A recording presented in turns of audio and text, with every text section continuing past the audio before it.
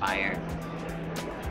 This is an awesome view. Let's see if we can see the অপেক্ষার অবসান 9 মাস পর অবশেষে সুনিতাদের ফিরিয়ে আনতে মহাকাশে পাড়ি দিল ইলন মাস্কের স্পেস এক্স এর স্পেসক্রাফট। শনিবার নাসা এবং ইলন মাস্কের যৌথ উদ্যোগে ক্রিউ 10 এর সফল উৎক্ষেপণ হয়।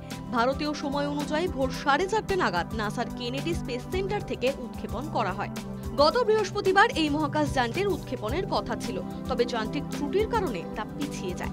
বিজ্ঞানীদের অনুমান আগামী 19 মার্চের পর সুনিতা এবং বুচ পৃথিবীতে ফিরবেন।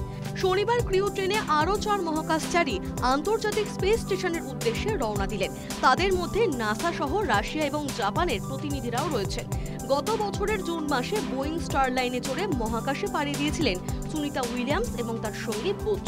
8 দিন পর তাদের পৃথিবীতে ফিরে আসার কথা ছিল, তবে যে যানে চড়ে তারা গিয়েছিলেন সেই স্টার বোয়িং লাইনে যান্ত্রিক ত্রুটি ধরা পড়ে। নাসা সিদ্ধান্ত নেয় ওই যানে তারা ফিরবেন না, তাদের জন্য আলাদা করে যান পাঠানো হবে। 9 মাসের অপেক্ষার পর অবশেষে শনিবার সুনিতাদের ফিরিয়ে আনতে পাঠানো হলো মহাকাশ যান। এখন অপেক্ষা সুনিতাদের ফিরে আসার।